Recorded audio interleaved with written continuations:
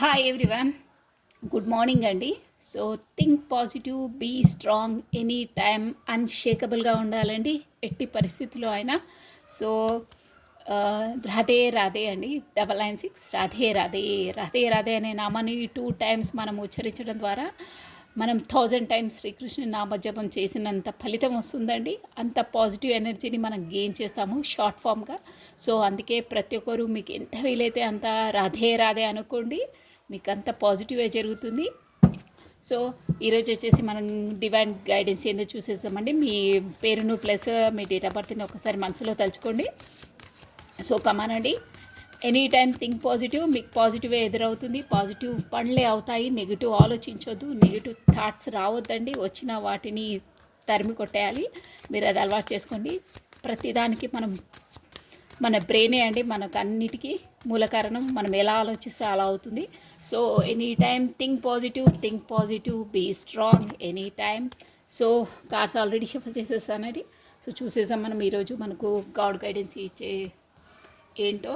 So Radhe Radhe Radhe Radhe Radhe Radhe.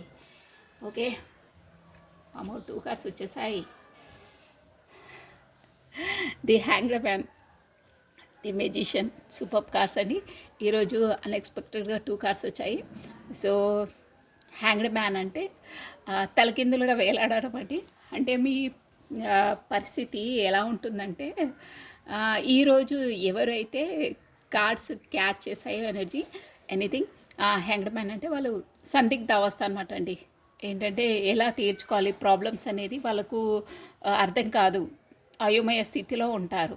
Any problem, so take care. But వీళ్ళకు బాగా నాలెడ్జబుల్గా ఉంటారు. తదేకంగా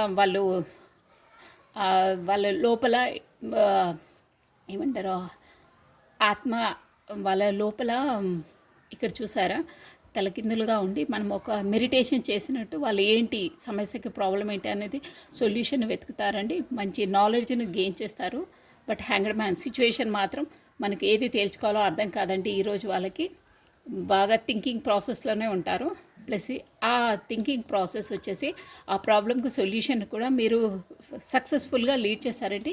ఇది వచ్చేసి మెజిషియన్ అండి. మెజిషియన్ అంటే నెంబర్ 1 కార్డ్ అండి.